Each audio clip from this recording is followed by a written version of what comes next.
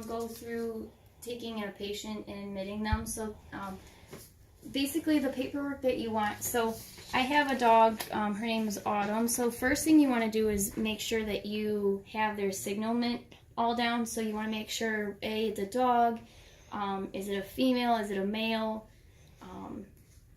For a male, is it spayed or neutered? How old?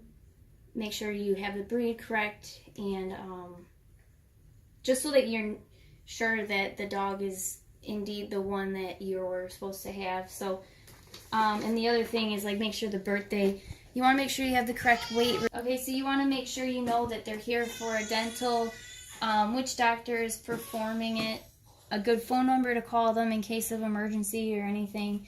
And then after, so you want to give them an estimate of everything that you will be doing, just so that they're not surprised, that they have a good idea of what's going on. And then the most important thing is make sure they sign it to verify that they were okay with what you gave them.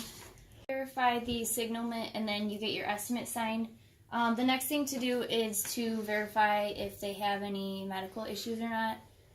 This dog does not. All she has is some arthritis. She's an 8-year-old beagle, so that shouldn't cause any issues. So, and then the next thing is, so we have our records on our computers. So this dog's only been coming to us, but if they have went anywhere else or have medical records with them, you want to definitely get a copy so that you have the full medical record with you.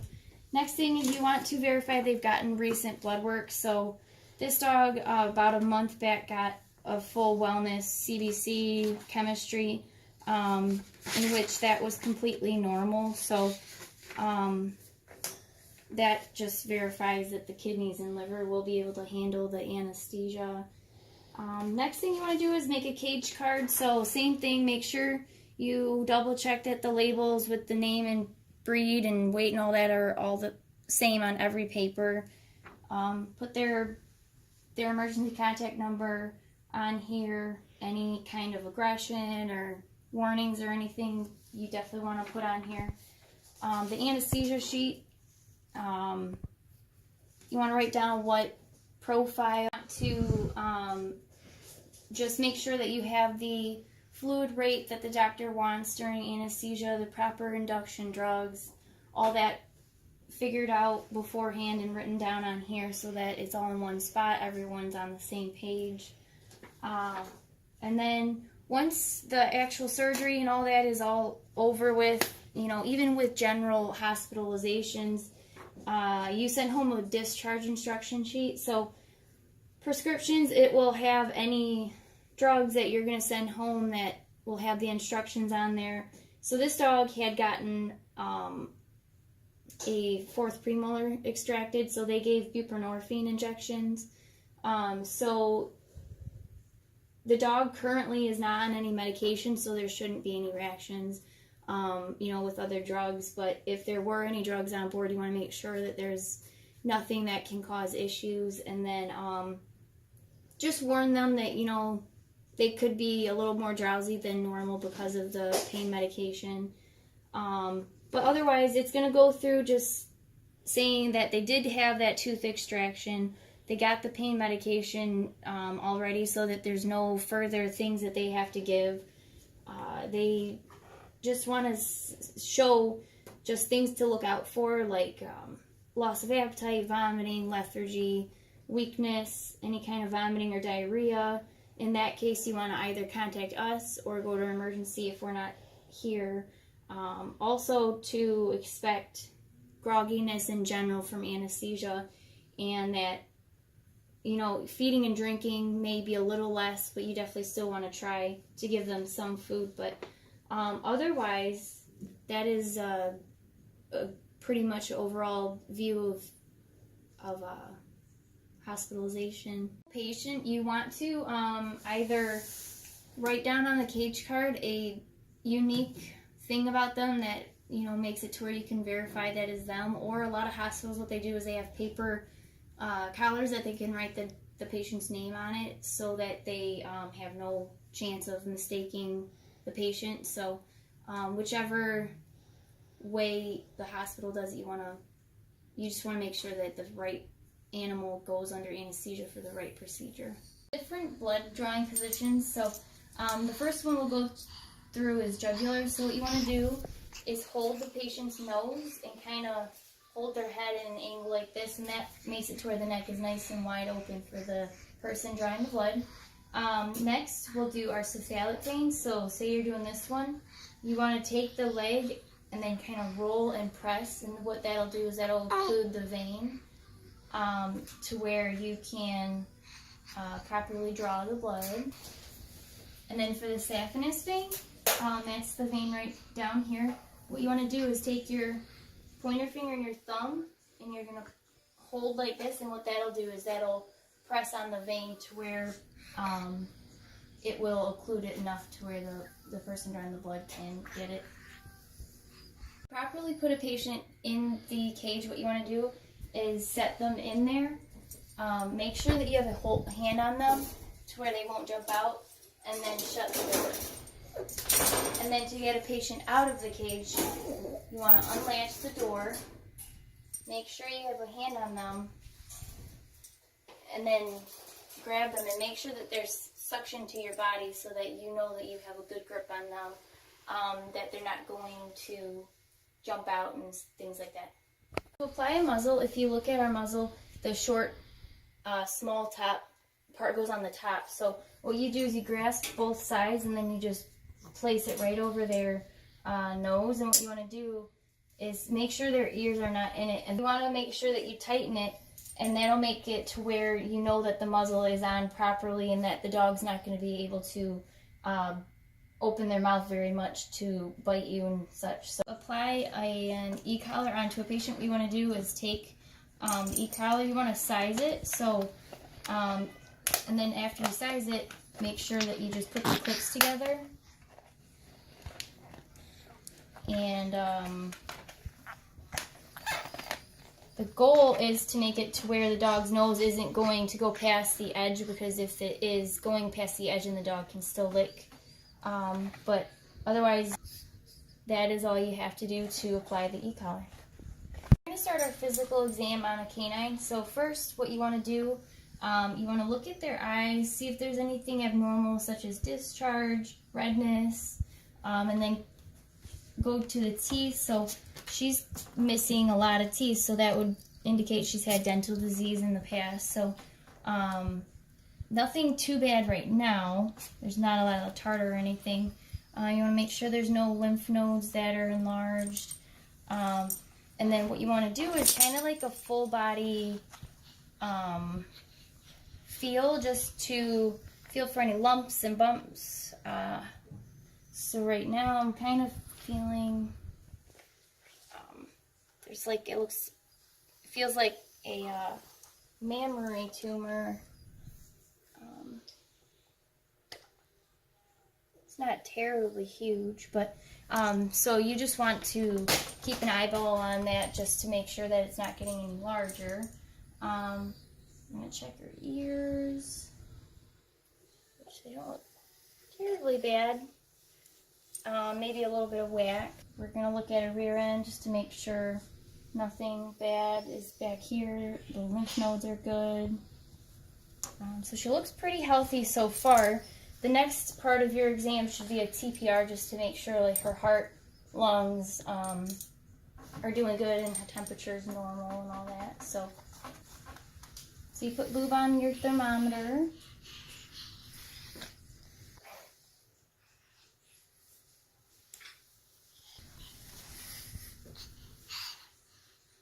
So her temperature is 99.9, and that is totally normal. So what we're going to do is we're going to listen to the heart sounds now. So you're going to listen to all the quadrants and listen for any abnormalities or arrhythmias.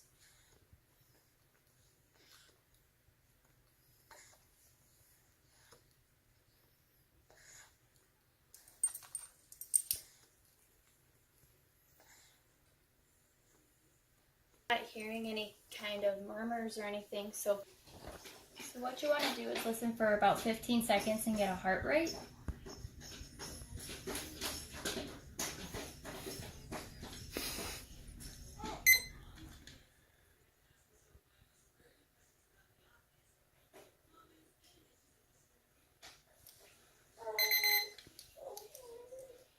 got about 120. So what you do is you take, so I got 30 in 15 seconds, and what you do is you take that and times it by 4 to get the heart rate per minute. And then we're going to continue to listen to the lungs. Once you're done doing that, what you want to do is listen to the lungs and get a respiratory rate and listen for any abnormal sounds. So abnormal sounds would be like crackling, wheezing, that kind of thing. So same like the heart rate, you're going to listen for 15 seconds and multiply it by 4 for the respiratory rate.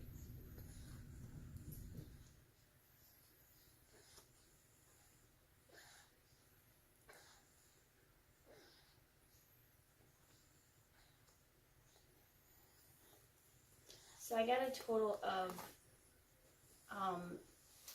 6, so the respiratory rate would be 24. So that's totally normal. So it looks like she's a healthy dog. So overall, she's a pretty healthy looking dog. The ASA score I would give her is like a 1 or a 2. There's not much that I'm finding that would give her any kind of disease. The only reason I say 1 or 2 is because she's a 10-year-old dog. But overall, pretty healthy looking dog. So we're going to do a physical exam on a cat. So first you're just going to look over like the ears, the eyes, nose, same kind of thing like you did with the dog, just to make sure there's no infections or abnormalities, which her eyes and her ears look pretty good.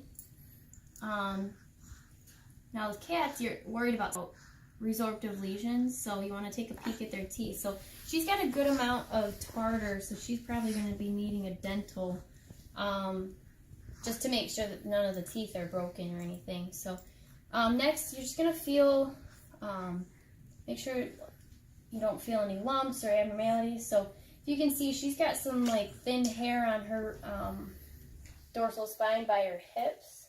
So she may have some kind of allergy to something in the environment. But so next we're going to do a TPR. So for the temperature, so we got 99.8, which is totally normal. Next we're going to count her breaths. Alright, so we're going to listen to the respiration. So you're going to count as many breaths in 15 seconds and multiply it by 4. So I got a total of 5, so that's 20 respirations, which is normal. It's a little high, but she's a little nervous. So next I'm going to listen to her lungs, make sure it sounds good.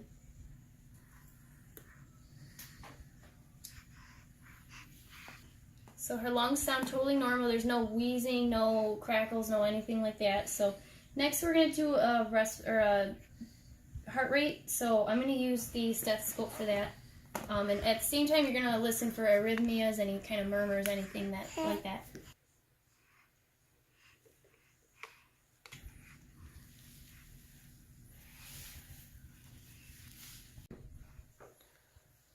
So I got a total of 45 in 15 seconds, so that's about 180, which she's anxious, so that's normal for a cat to have a pretty fast heart rate.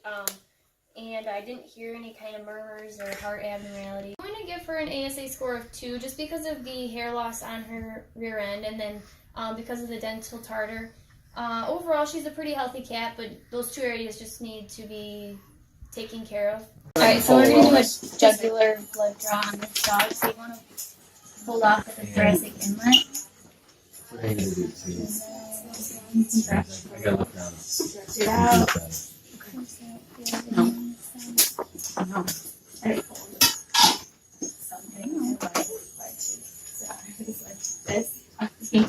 Yeah, and I was like, how are you so flexible? And then you want to make sure you hold off just so that it doesn't bleed afterwards.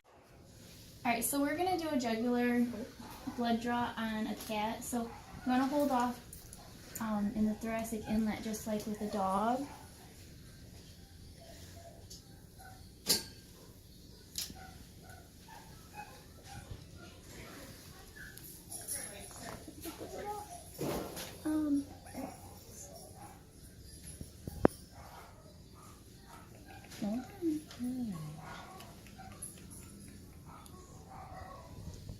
And once you you feel it.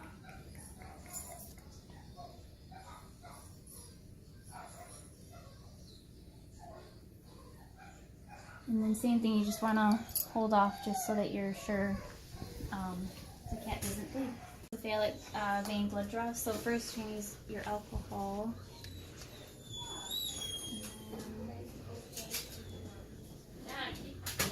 And then once you feel your vein, you're good to pull.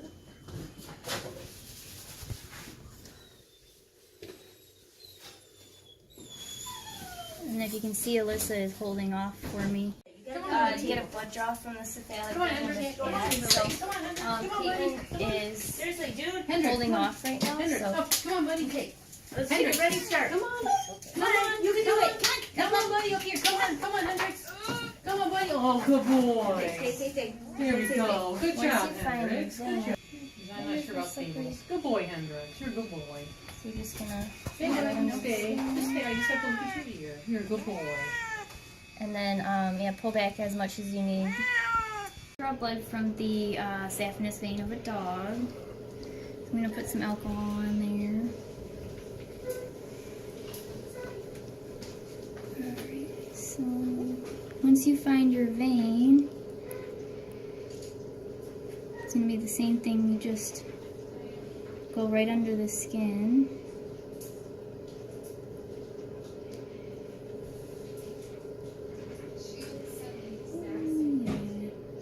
It's a wiggly vein. And then you just pull back until you have enough for what you need to run. We're gonna do the saphenous blood draw on a cat. So what you want to do is, so Diana's holding off by pushing down on the leg, and then we'll put some alcohol, and then so once you get a good visual on the vein, you're just gonna go just right under the skin, and then if you can see, it's got a good vein, so it made it nice and easy. But and then however much you need, you pull, and then you want to make sure you hold off. Databases for any animal is the PCV, the total protein, the glucose, ALT, and the BUN. For the hospital that I'm working through, the only additional pre-surgical blood work that we have is a hemogram or a CBC, and the ALK-Pha and the creatinine. If you were to have a sick, injured, or a geriatric patient, the additional tests you may want. So if you're seeing a patient that maybe has pancreatitis, a CPLI would be a good idea. If their legs are sore, you don't know if it's broken or just strained or whatnot, you could do an x-ray. If they are having spells of passing out, you could do an ECG.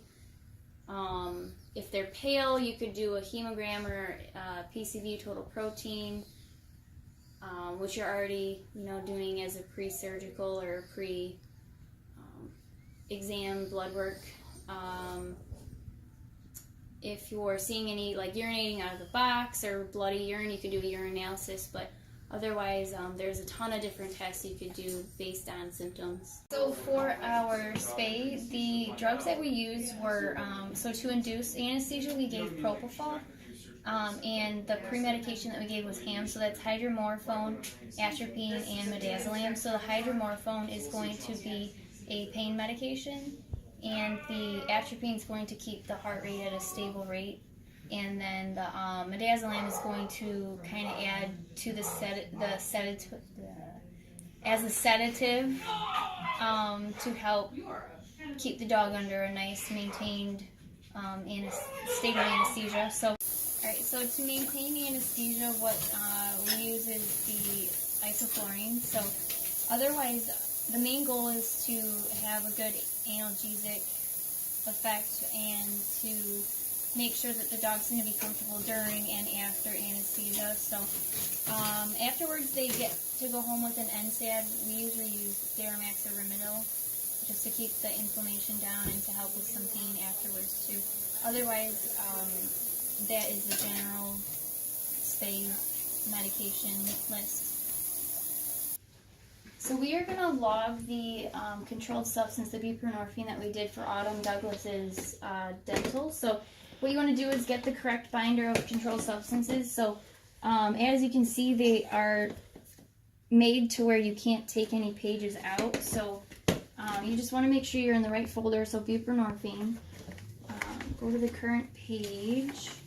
And so if you look, what we did was we wrote the date, the patient, Autumn Douglas. It's a canine. Dr. Pillsbury was the one administering the drug. The previous valence is 16.75. We had given 0.5. So you subtract 0.5 and it's the remaining is now 16.25. So this will make it to where there's no issues with the DEA and that you have all your logs straight. To explain the anesthesia machine, so first of all, this is a rebreathing tube, so it's got the one tube inside of the other. So this is the inspiratory part where you connect it. This is the inspiratory pressure one-way valve. This is the expiratory connection, and then the one-way valve right there for the expiratory.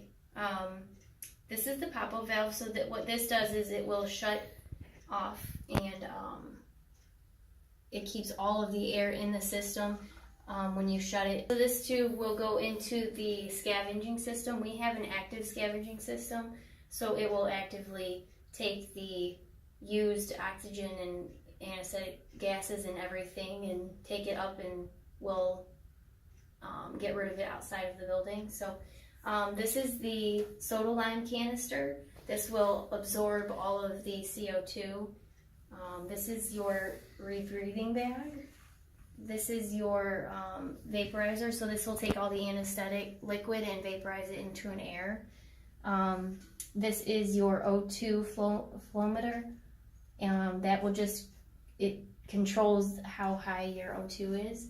This is your manometer that records the pressure. So this isn't on right now, but this is the one that you don't want to go over 20.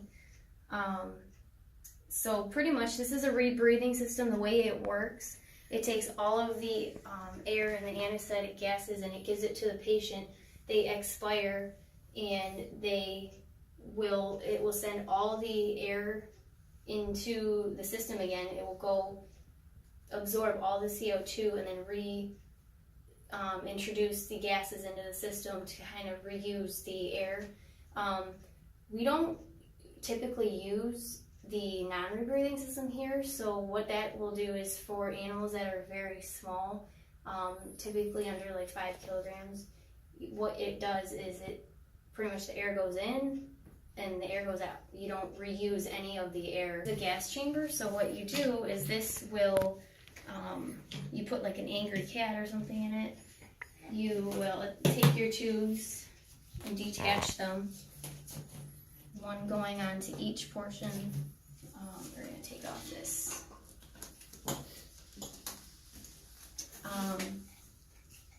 And so you will connect one into the inspiratory and one to the expiratory. And what you do is this will all fill up with oxygen and anesthetic gases and allow the animal inside to be knocked down that way. And then you'll take your Y piece and connect it to the mask once the animal is appropriately anesthetized. And you will take it and put their mouth and their nose in this hole to keep them sedated after the fact. So this is our O2 line. Pretty much we have our O2 tanks at a different location, and through tubing we made it to where the oxygen can be brought through the ceiling in multiple locations instead of having the O2 tanks in the surgery room. They're too big, they're too, it's pretty dangerous having them in the room. You don't want to knock them over. They have to be chained to the wall and all that. So we're going to do our leak test on our anesthesia machine. So first off, you want to shut your pop off all the way. All right, and then you want to make sure your O2 is off. And then so you want to put your hand on top of the tube, and what you're going to do is press your O2. How about that? Mm-hmm. How about that? I have already. And then so what you're going to do is, if you look, when I'm pressing on the bag, it's holding the O2 and it's not leaking at all. So that's gonna show you that your anesthesia machine is not leaking. So you're good to go and knock down an animal. Go over the monitors that we're gonna hook up to our dog. So this is the blood pressure cuff. So you're just gonna put it on the leg that doesn't have the IV catheter. It's just like a regular, keeps on getting twisted, regular cuff. So then, and you want to make sure that it's a good size for the dog so that's not popping off or anything. So, and then the next monitor that we put on is the SpO2 monitor. So this one just goes on their tongue. It's like a little pincher. So, and then if you look right here, this little tube right here is our respiratory monitor. It's just going to count the amount of breaths that the dog is taking. And then this monitor is the ECG. So what you want to do is you're going to put these in the armpit, and you're just going to take a little bit of the skin and then it kind of pinches itself on there. And this will give you the heart rate, and it'll tell you if there's any abnormal rhythms and whatnot. And then at the moment we are using our ECG. So we also have a esophageal stethoscope. So what you would do is you would take the ECG monitor off and switch it out for this. And all this is you put it down their throat, and you want to make it to where it's about the level of the heart, and that will give you a really good heart rate. And you can attach a stethoscope to it and listen every so often to make sure that the dog's heart is doing good. So, so just to demonstrate how you put it in, it's just putting this in is you just take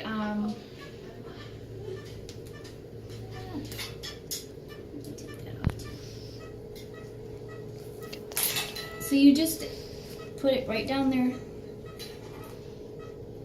throat, and then once you're to the point of about their heart, you should start hearing their heart, and you can attach the stethoscope and go from there. Otherwise, that is all of the monitors that we put on the dog during surgery. Do our gastric intubation. So just like with the esophageal stethoscope, kind of the same thing. So instead of measuring to the heart, you want to take your tube and measure it down to about the point of the stomach. So, so it's about the whole length of the tube. So all you have to do is you're going to open up the dog's mouth. You may have to pull on the tongue just a little bit, but all you have to do is feed the tube, and it will go into the esophagus. And it should go smoothly. There shouldn't be any tension or anything. And then now you should be all set to begin giving food or whatnot into the stomach. So for the temperature on a dog, all you got to do is take your thermometer, put a little bit of lube on it, and then it's actually just going to go rectally. It's the most accurate way to get a temperature on the dogs and cats.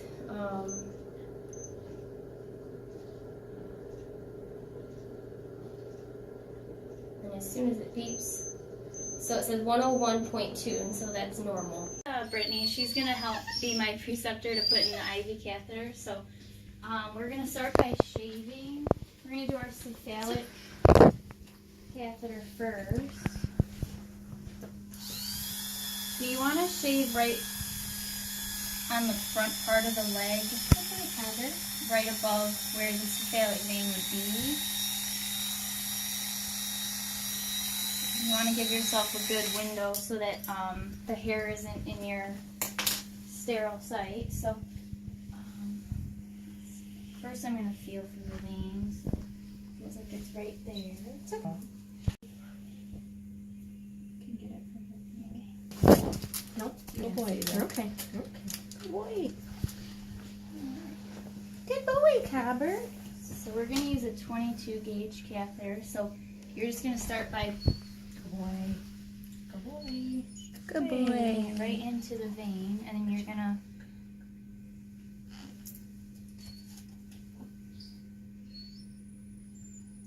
so now you're gonna flush Good boy, Cabber. to make sure that it's patent. It's in. Yep. Next, you're gonna start putting the tape in to secure it. You're being such a good boy. Good boy, Cabber. Good boy. Good boy. Good boy, Cabber. Good boy. Good boy. Alright, so that one's the main one that'll secure it into place, and then this one under it. Good boy. You're being such a good boy. Good boy. Almost done. Good boy. The main thing that you're trying to do here is to make it not only to where the dog doesn't accidentally take it out, but that it's securely in place and that it's going to stay patent for when the dog gets knocked out for their surgery. So, and then we also like to put some bitter apple on it just to help the dog not chew on it. But otherwise, you're all done. We're going to put a saphenous catheter in. So first you want to start with shaving the vein area.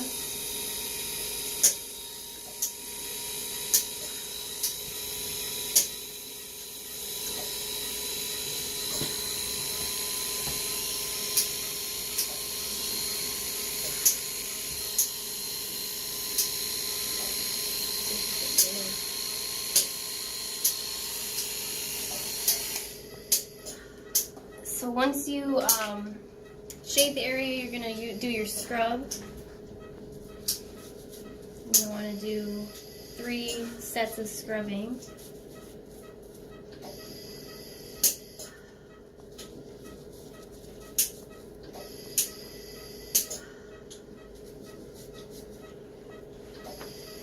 And then you're going to take your catheter and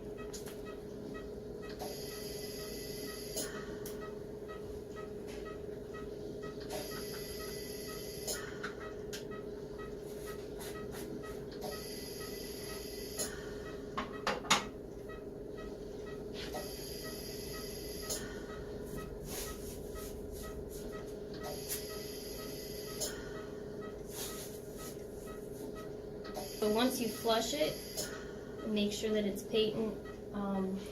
You're just going to tape it in. So these are a little bit harder to tape in because it's not as easy of an area. So you want to make sure it's nice and stable.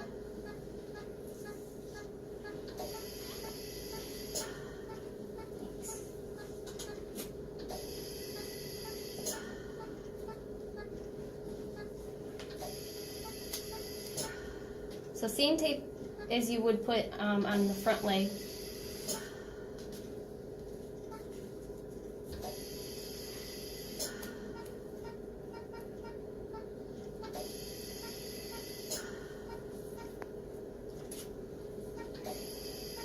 So once you're done taping and make sure that it's stable, you can put your vet wrap on and you're all set.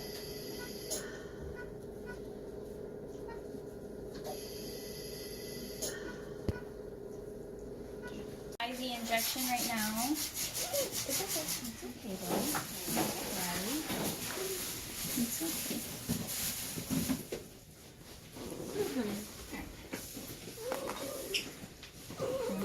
I know, buddy. I know. Alright, so then you're good to go once you get that blood flash. Okay, so we're going to give a subcutaneous injection. So what you want to do is you want to pinch the skin and kind of tent it, and you want to give the injection right in the middle of the tent. And then you're done.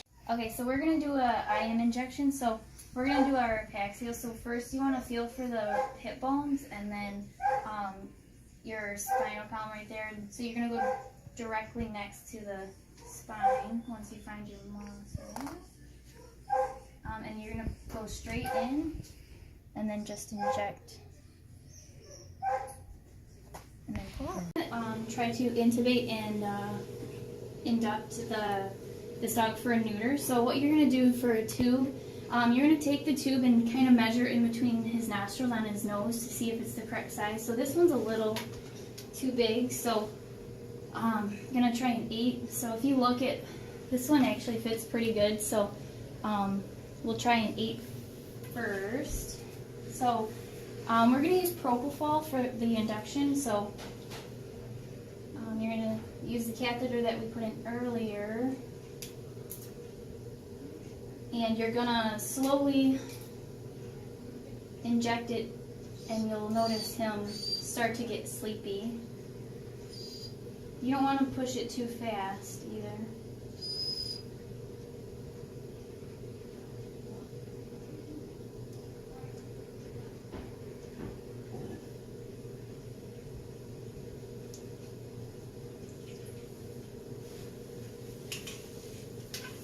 So now you're gonna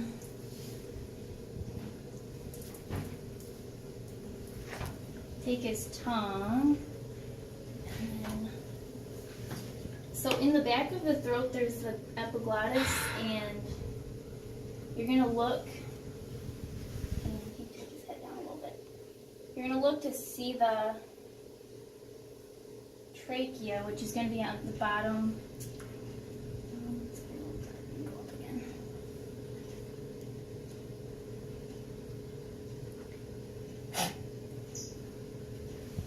And then once you're in, you're going to take your tie so that you can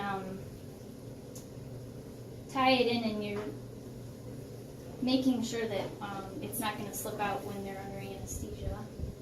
So just kind of give it a bow tie. And then afterwards you're going to inflate your tube so that it doesn't fall out. So inflate our cuffs. So what you're going to do is take an empty syringe, and if you watch, this bubble's getting bigger, so what you're looking for is negative pressure to see if it's a good inflation point. So this one's got a good negative pressure, so you just kind of pinch that, and then you plug the hole, and that's all good. So after that, what we're going to do is put some eye lube in. So this is just artificial tears. This is to keep the eyes lubricated. So you just put like a little 1/4-inch strip in each eye. Make sure that you don't touch the eye with the tip. And then we're going to check our tube for some leaks. So what you're going to do is your quick release pop-off, you're going to push that button and then squeeze the bag, and if you hear any kind of air, then that will tell you if there's a leak or not. So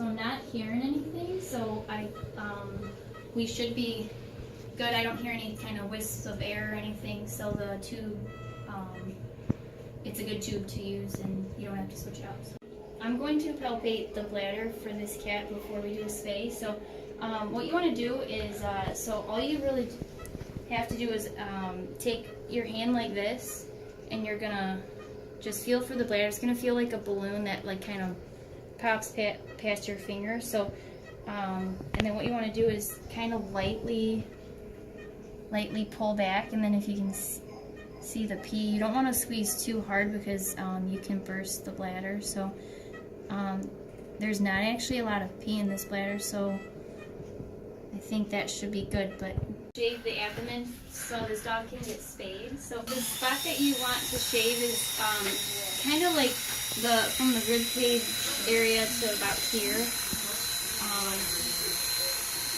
because the incision is going to be right on the midline. You want to have a good area so that the hair is not in the surgical site.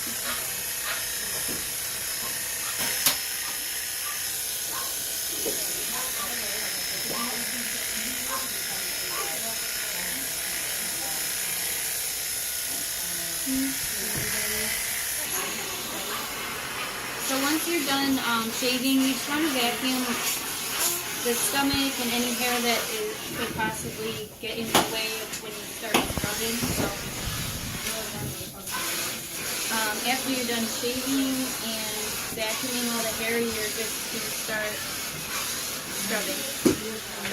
So you have a sterile bowl, so what you want to do is you're going to use these two. I already opened one, but one for alcohol and one for Chlorhex. So for the Chlorhex one, I have put some water in there just to make it a little wetter. So what you want to do is you want to take the 4 sides to have a more controlled area. So what you're going to do is you're going to start in the middle where the incision will be made and make a target around the area. But first we're going to make a circle around the edges just to wet all your hair down, make it to where none of the stray hairs will fly in to your spay area. So that's done. We can continue into the center. So you want to go and start in the center, but you don't want to make contact with that area once you leave it again. So you're going to just keep on going out, and you're going to do this a total of 3 times just to make sure that you've nicely cleaned it. So if you look, this is pretty dirty, so you want that to get to the point of being clean. So in between the scrubbings, you're going to do an alcohol scrub, or it's just a rinse. Same thing, you're going to use the Target pattern.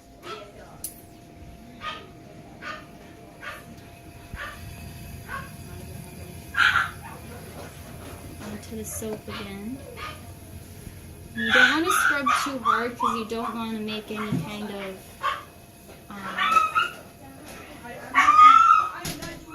rashes or anything. So we're doing the alcohol now, just to rinse it.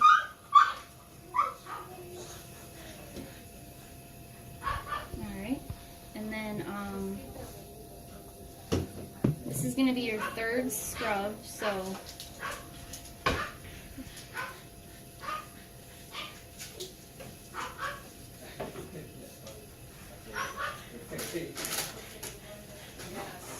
and then so you're going to do one more rinse, and then you should be all set to journey the patient into the surgery room.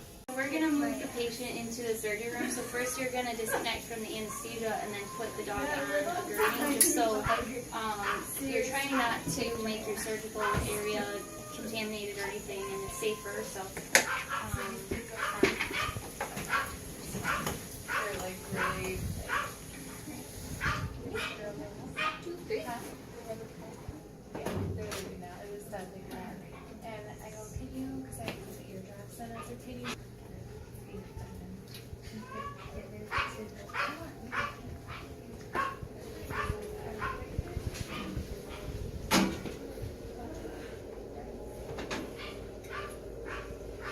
and then once your patient's on the table, you're going to do another scrub and hook up to the table. Secure the dog to the table. What we like to do is V the table, but we're also going to take her front legs and tie them to the table so that they don't flop into the surgery. What we use is they're just leashes, and what you do is you're going to put, so this dog has a catheter in this side, so you don't want to impede it, so just going to take it, and you don't want to stretch too much because you don't want to hurt their legs. So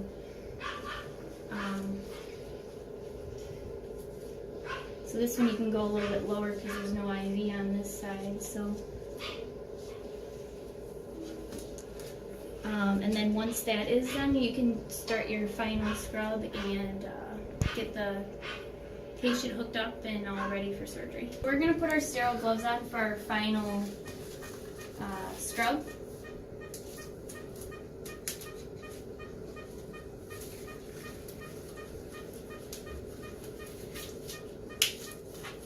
So again, you're going to have your alcohol and your floor hex. So target pattern again, going outward.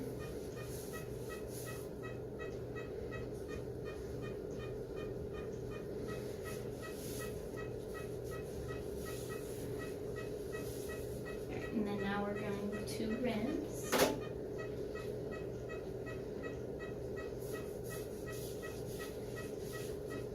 This will just help eliminate any bacteria that we may have gotten on the dog as we were transporting her from prep to in surgery. So now this is all nice and scrubbed in. We're going to add our drape.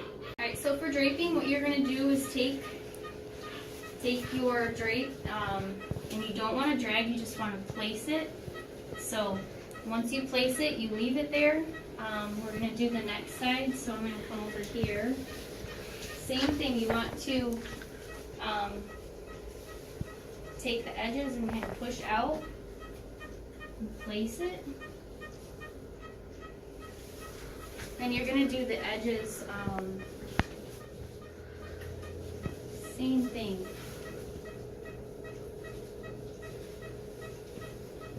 And then once you're all done putting them down, you're going to put on your towel clamps to make it to where it's all nice and stable and you don't have to worry about it moving. So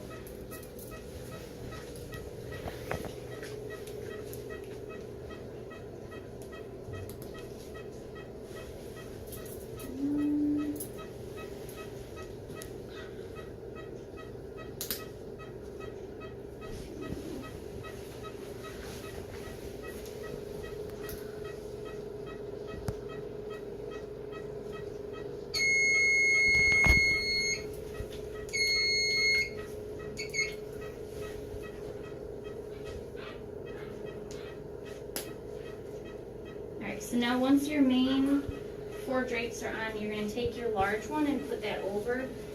This way you know that the towel clamps are out of the surgeon's way. You don't have to worry about anything shifting. So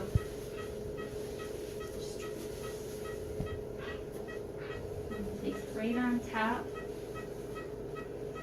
And then like before, you don't want to drag it, you don't want to move it around because then it can take the bacteria and put it right in the incision area. So once this is all set, you can get your surgeon and then can start to do the surgery. The parameters that you want to monitor while the dog is in surgery is first of all the heart rate. So if you can see the ECG, it's 123. You want to make sure you're not seeing any kind of weird arrhythmias or VPCs or ABCs or anything. And then next, the SpO2, which you want it to be above 95, so that's good. The respirations is 12, which is normal to be decreased while they are under anesthesia. And then we have the blood pressure cuff that will check the blood pressure every once in a while. You want it to be between 110 and 140. So for CPR, what you want to do for a large dog is you're going to take your hand and right over their heart, you're going to hold your hands like this. And what you want to do is you want to do repetitions, or you want to do about 100 pumps per minute. For a small animal, what you would do is cup your hand around their heart and compress that way. For a small dog, you want to do more like 120, 130 per minute. And then, so for the ambu bag, so what you want to do, so say you don't have a tube intubated or any way to get the oxygen, you have this tube, you could stick it in their nose, down their, in their mouth, just to kind of get the oxygen in that general vicinity. But if you can see, this dog is actually intubated, so what you would do is you would take your tube and hook it up to the ambu bag, and then right, so for your ambu bag, what you're going to do is connect the top to the tube, and on the bottom it'll connect to the oxygen. So what you want to do is you're going to pump the oxygen into the dog every 2 to 3 seconds. So what you're going to do is you're just going to squeeze this, and you want to watch your manometer just like you normally would to make sure it doesn't go over 20. Otherwise, that should be it. Okay, so before you do your actual scrubbing in, what you want to do is do a pre-hand wash. I'm using Chlorhex scrub.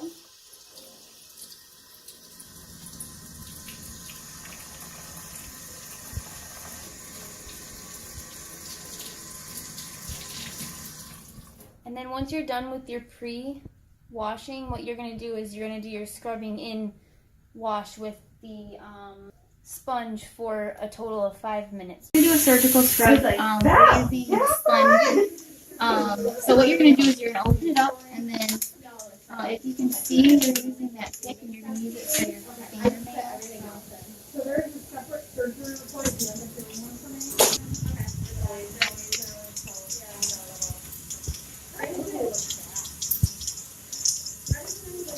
Alright, and then once you're done with your fingernails, you want to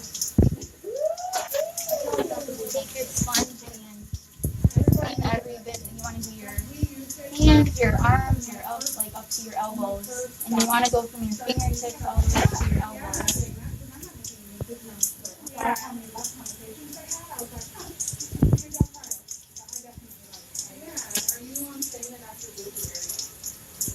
And then once you are done scrubbing, you just want to rinse, and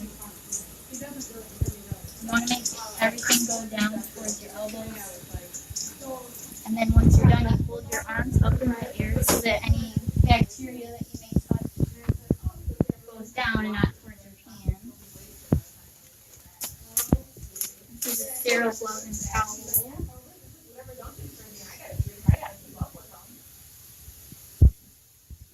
And then,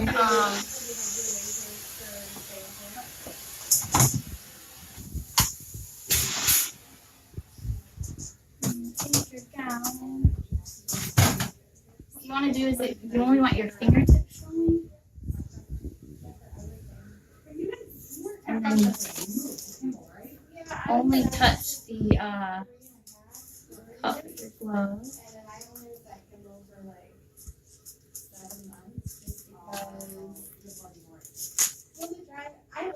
You're sterile. The same thing for your other hand.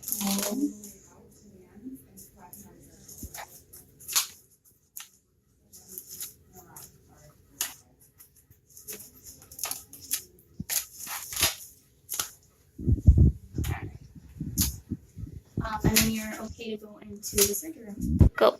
Alright, so we're going to blot some tissue. So if you look at our incision, you literally just go like this just so that the surgeon has a good view of what they're doing, and it helps get the blood out of their vision. Alright, so we're going to put some sterile saline onto some of the body tissue. So Brittany is going to drop a sterile syringe and a sterile needle so that we don't break our sterility. So.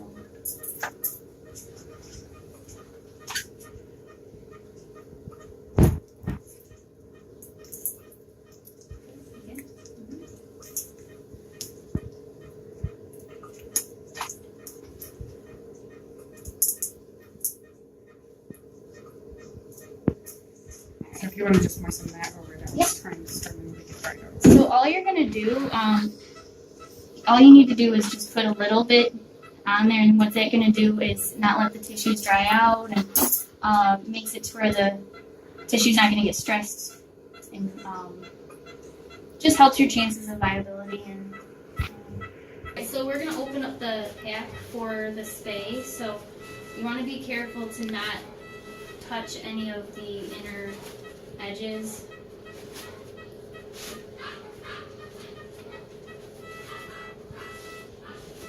So now that this part is open, that's the sterile part, so you don't want to touch this. So we're going to add some sterile drapes for the draping process to this, and get some sterile gloves on, and then we should be good to start draping.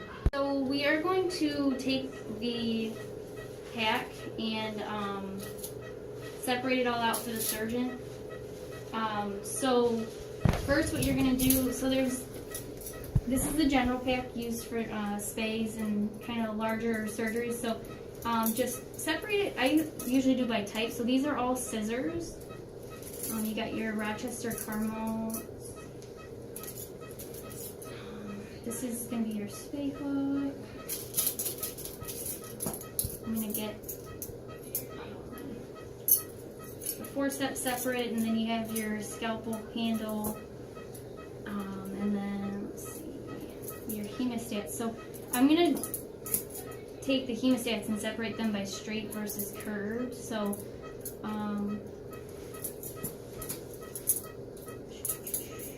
then your Alice tissue forceps, and then your needle holders. So once you have it all separated out, you are good to put on the scalpel blade for the surgeon. Alright, so for the scalpel blade, you want to use your forceps, your needle holders. So you want the blade facing away from you. So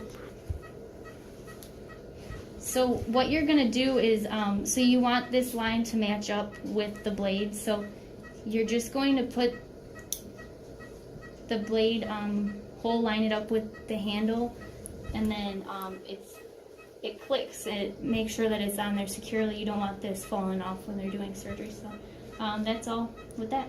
To take it off,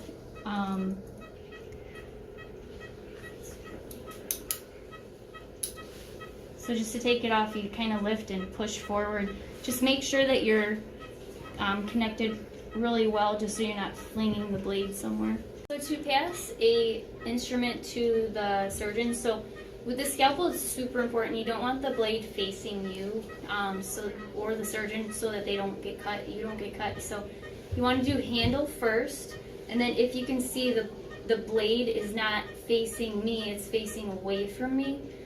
So if the surgeon accidentally hit my hand, it would go over here, but it wouldn't cut me. So, and then so you just kind of hand it over. The needle holders, you just hand it to them with the, like, so say they had suture on, needing suture, so you hand it to them with the suture up. So you hand it to them like this. And then they can just grab onto the handle and go from there. Forceps, you want the usable part to the bottom, so the handle to the top, and so you would just hold it like this and give it to the doctor. Responsibilities of a sterile technician is to keep an eye on everything in a surgical room, just to make sure that no one is breaking sterility. And if someone was to either, break a glove or drop an instrument, their job is to make sure that person gets a new glove, that someone gets another instrument if needed that's sterilized, and if someone breaks sterility, it is their job to speak up and make sure that that person knows that they broke sterility, and to where they make sure that person stops the cycle and fixes it. Alright, so now we're doing a canine spay. So if you look, Dr. Farr currently is trying to get the uterus out.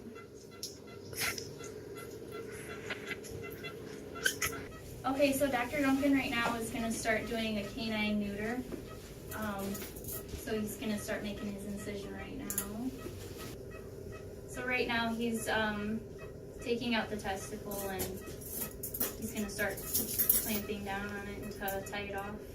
So now I'm going to start shadowing for a feline spay. So as you can see right now, she's all scrubbed in and just waiting for the doctor. Alright, so now Dr. Monica is starting to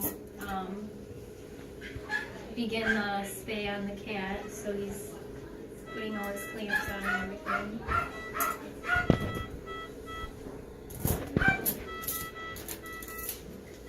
So now we're going to do a feline neuter. So as you can see, the cat is currently prepped and ready for surgery. So Dr. Gillespie is going to start now.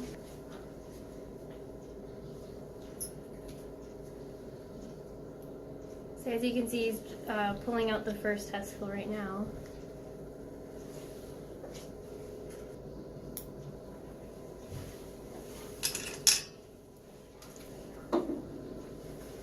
And then next he's going to tie off, and then he'll just do the same thing for the other side. cleaning your surgical suite. So what you want to do, you want to take your pack and make sure that there's no blade on your blade handle. So if there is, you just take the blade and put it into your hazardous material bin. But main thing is you don't want to put your hand in there and get cut. So you just take your pack and then you're gonna put this out to where you're gonna clean. So, you know, the towel that the patient was on, that's gonna go to the laundry. So you're gonna get a new towel for your table, but before you do that, so this is a reusable water blanket. So you just wanna spray this and disinfect it just so that it's clean. So we have a mixture of a cleaner in here that is, it's a broad spectrum. It does a good amount of bacteria and such. So you're just gonna spray it just to make sure that it's clean.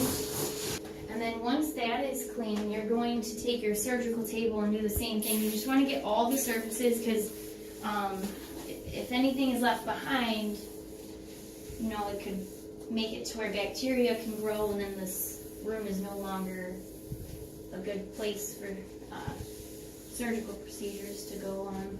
So same thing, clean your table that the instruments are on.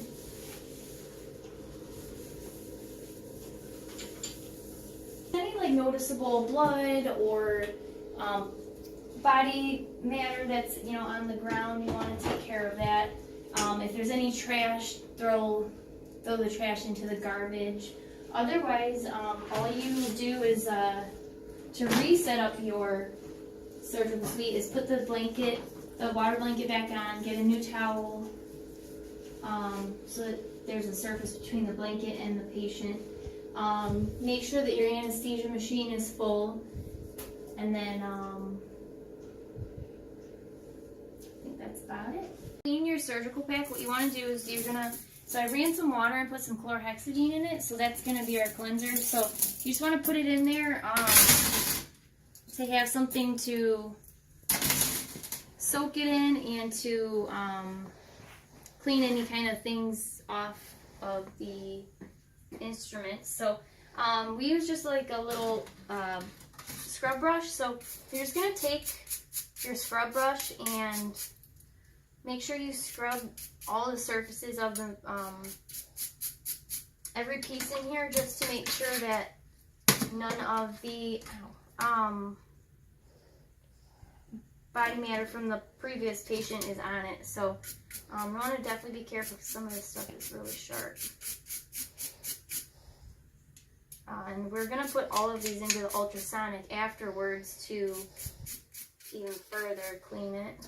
And once we're done cleaning all of these, we're going to ultrasonic it for about 5 minutes, and then once that's all set, we will be able to re-wrap the pack. Now the ultrasonic has been going for about 5 minutes, so we're going to take the instruments out. So what you want to do is just do a light rinsing of them so that none of the water from the ultrasonic is still on them. Pour them out onto the towel. So I'm just going to dry them just a little bit.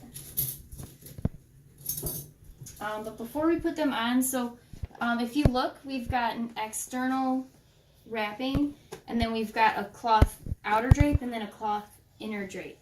So what the purpose of all the layers is so that once you wrap it up, it'll still be sterile. So like say a technician opened up the pack for the doctor, there'll still be the cloth layers of sterility so that nothing will get onto the instruments before the doctor can use them. So now that we let these, sit out for a couple minutes, we're going to take them and put them into the pack. I'm going to start putting our instruments in our pack. So first thing I do is, so we have our needle holders, our scalpel, and then our forceps. So I usually will put these in here first, and then I'll take our spay hook and put that over top those. First thing I like to put in, so I put them on my fingers to hold them. So these are our Rochester caramel. So we'll put that first, and then we'll put our needle holders, our Alice tissue forceps, and then after that I put all of the forceps on. So once we have that, we do our scissors. So we have some Mayo tissue scissors, and then we have our medicine bounds, and our towel clamps are last. So once you have all those, you just put them right on top. And then if you can see, we have our gauze that we'll put right on top of those. And then lastly, we're going to put our drape. And then once you have all of your instruments in there, you're going to take your cloth wraps, and you're going to make sure it's nice and tight. So I go up and down, over. Alright, and so after that, you're going to take your wrap. It's kind of like an envelope, so you do that. Sides.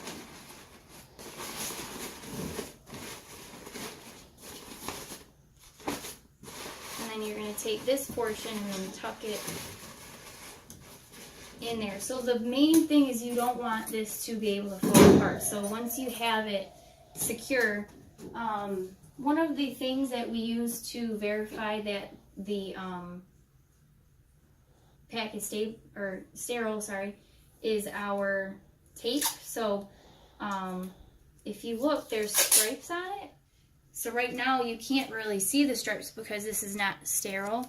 But so you're gonna put this right over top, and then let me show you guys. So once it is sterile, this is what it'll look like. So this is sterile, this is not sterile. So those stripes will verify that it has been through the autoclave.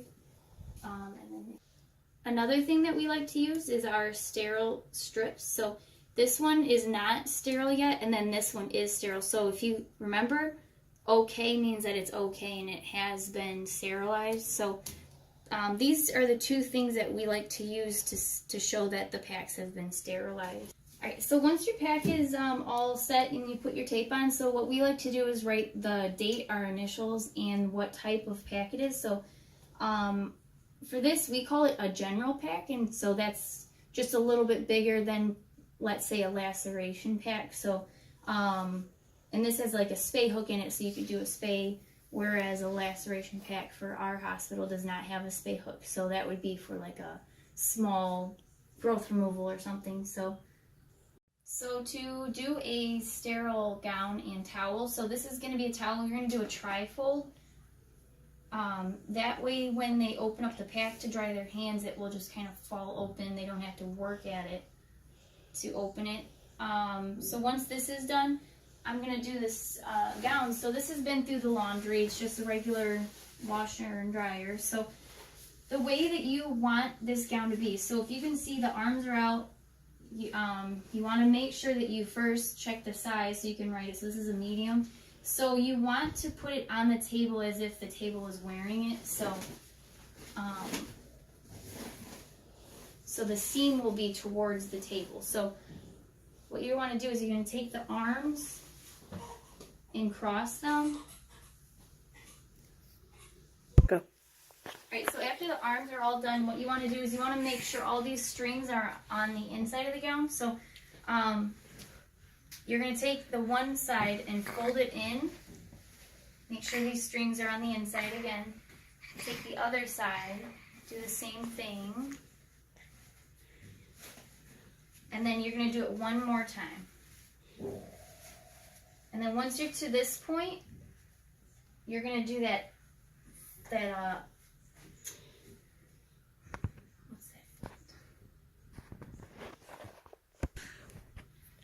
Alright, and then you're going to fold it just like with the towel to where it's going to open up easily. So,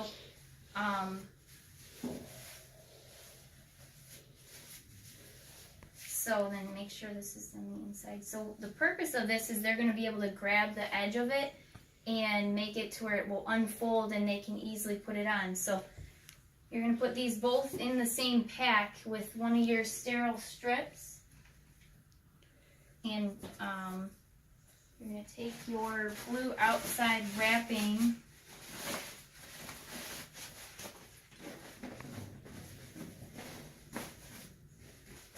and do the same fold as if you were doing surgical pack.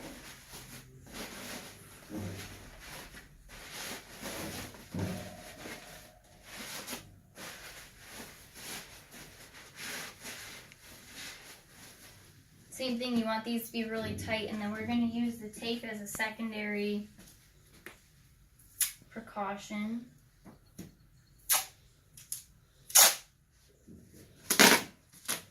And then you're going to write the size, your name, and the date, and then you're going to put it into the autoclave. I lied. Alright, so I'm going to show you how to pack an autoclave. So this is a general autoclave. It's not too big, but it does well for our hospital. So the main thing is, so we've got this removable tray. What you want to do is you put in your items with the bigger ones on the bottom, the smaller ones on the top. So like these guys are smaller than that one, so you want to put them right on the top of the big one. Main thing that you want to do is make sure that all of the same items can be autoclaved at the same temperature. So for general packs with like instruments in it, we use the button that says packs on it. It's ran for 30 minutes at 250 degrees. If there was something like plastic in there, it may melt. So that in that case, you would want to use something with a lower temperature and a lower time period so that it doesn't become a fire hazard. So pretty much the way this works is if you look right here, there's a tube, and this is our water meter. The green means that it's got enough water. The red means it does not.